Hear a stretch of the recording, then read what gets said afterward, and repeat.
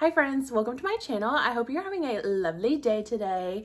Today I have decided to do something that I have been putting off for several weeks now. I'm going to be unhauling all of my books. So basically what that means is I'm going to be going through every single one of my books and either keeping them or not keeping them. I don't feel like I have a huge book collection, but I do have quite a few, and most of them I have not even touched or read. And a big part of that is because I just kind of feel overwhelmed by how many I have and how many I want to read, and then all of these new books that are coming out that I also want to read, but then I don't really feel like I have time for the books that I have.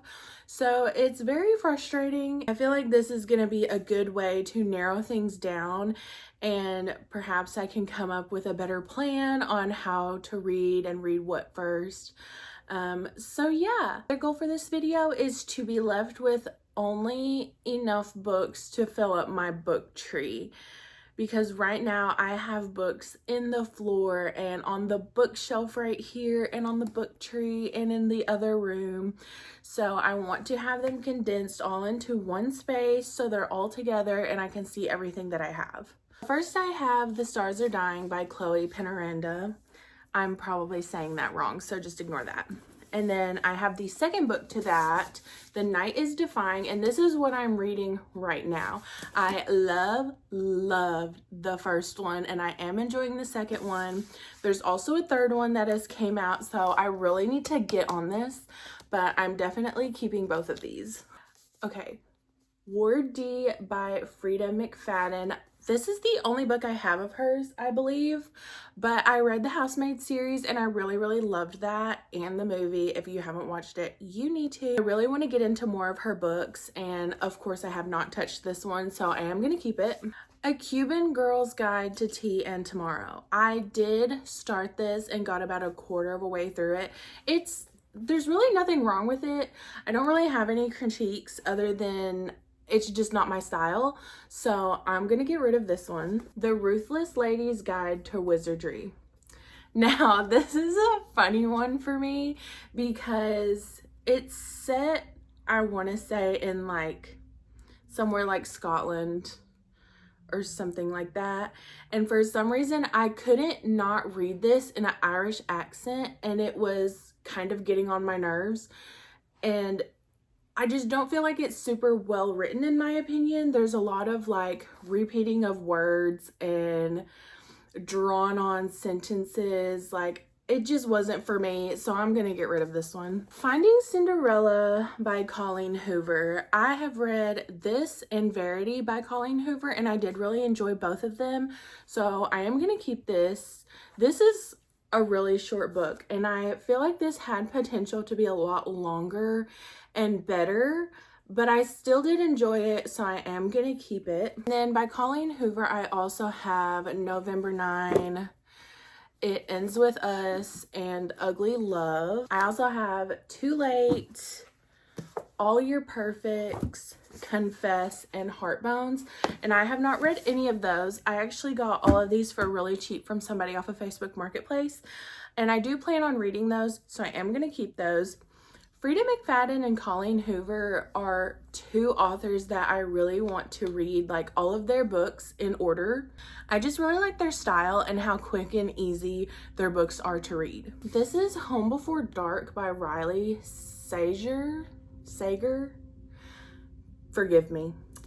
I just randomly picked this up at Walmart the other day. I have no idea why. It just looked intriguing, so I'm gonna keep it. My keep pile is already so much bigger than my unhaul pile, so off to a great start already. Okay, next are Lori Gilmore books. I have The Strawberry Patch Pancake House, The Pumpkin Spice Cafe, The Cinnamon Bun Bookstore, and The Gingerbread Bakery.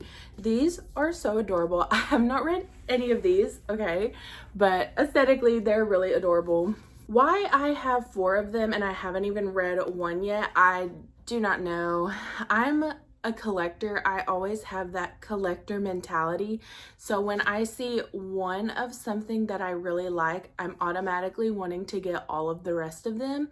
So that's why I have accumulated 4 of these and I haven't touched them yet. So I would like to read these before I buy any more because honestly, I might not even like them. Winnie wanted to make an appearance and say hi.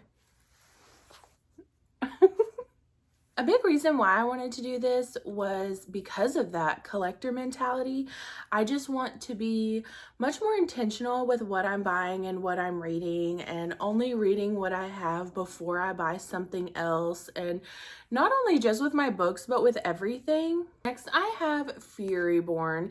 This is book 1 in a trilogy. I picked this up at a store called Books by the Pound for $4. It just looked intriguing, so I grabbed it. I mean, $4, why not? And that is part of my problem right there. I think I'm going to put this one in a maybe pile for now. Next, I have Long Live the Pumpkin Queen. I got this for my birthday several years ago. I just haven't touched it, and honestly, I forgot it was even here, so I'm gonna go ahead and let it go. This is the Grimoire of Grey Fates. I also picked this up at a discount bookstore. This is gonna go in the maybe pile for now. Powerless by Lauren Roberts. I am gonna keep this. I have not read it, but I am very interested in it. The St. Ambrose, I hope I'm saying that right, School for Girls, another discount bookstore pickup. I think I am gonna keep this. It seems interesting, so, and I think it's just a standalone book, so maybe this will be just like a quick read and get it off the shelf. Bone Orchard. I'm going to keep this. I have really no idea what it's about, but it seems very intriguing, and I do believe it is also a standalone, so I can probably just read this quickly and get it off the shelf. Evermore. I don't think I'm gonna keep this one. I am not super interested in it. It's about a girl whose family dies in an accident, and she can see people's auras and read their thoughts, and it seems kind of cool, but I think I'm more interested in other books that I have. The Ichabog. This was kind of on the same vibe as Long Live the Pumpkin Queen. It just seemed cool and like a good idea, but I totally forgot it was here. I have never picked it up, and just from skimming through the pages, it seems like it's maybe for someone a lot younger than me, so I'm gonna let this go. It's very pretty though. Okay, The Silkworm. I also picked this up at a discount bookstore, but as soon as I read the description and it says when a novelist goes missing, I'm automatically turned off. I don't super love books that are about book writers, so I'm gonna let this go. The Cuckoo's Calling. I hope I'm saying that right as well. This is a crime fiction, and I don't usually ever go for books like this, so I honestly don't even know why I have this. I'm gonna get rid of it. And also, I'm not a huge fan of hardback books, so most of my hardbacks are probably gonna go. If I can get a book in paperback, I always prefer to do that than a hardback. China Dolls by Lisa C. I did start this and read about halfway through, and there wasn't anything necessarily wrong with it. It's a well-written book, but it has 3 main characters that are together constantly, so it was really hard for me to differentiate who was who and whose story was whose. And honestly, I feel like this was a book that I would have preferred to watch like in a show or a movie than to read, so I am gonna let this go. I do have 3 other books by that author. I have Peony in Love, Dreams of Joy, and Shanghai Girls. I'm gonna get rid of this one. I got all of these in a set from said discount bookstore, and what they do there a lot of the times is they'll group together books that have the same author and tie them together, so you can really only read the description of the book in the very back. So it is kind of a gamble to buy things like that, but they're super cheap, and of course, you know, I have that collector mentality, so I was like, okay, awesome, let me get that. Honestly, I think I'm gonna go ahead and get rid of the last 2 of these. I just don't think I'm ever gonna read them. Welcome to the Hamilton. This is about a girl starting a job at the Hamilton Hotel, and I've never been into Hamilton. I don't know anything about the story or the musical or anything. And this seems cute, but I don't think I'm ever gonna read it, so I'm gonna let it go. As well as Meet Me at the Clock. I don't think I'm gonna keep this. I honestly don't even want to read the description. I'm totally a person that judges a book by its cover, so I'm gonna let this go. A Court of Thorns and Roses. I do have this full series. I'm just not going to drag them all down because I know for sure I'm going to keep them. I haven't read any of them yet, but I, of course, have heard it's super good, so I am going to give it a shot. And that is another example of my collector mentality. I have the entire series and have not even read the first one yet. Like, there is no point in that. The Seven Husbands of Evelyn Hugo. I have heard this is really good. It is a hardback, but I am going to keep it because I would like to see what everybody else likes about it. The Dark We Know. I love that this book has some black pages in it. I haven't read it, so I don't really know what that's about, but it's intriguing just because of that, so I am going to keep this. Is that just an excuse for me to keep another book? Probably, but it's fine. Okay, next I have Forest of Souls and Broken Web. I do believe these go together.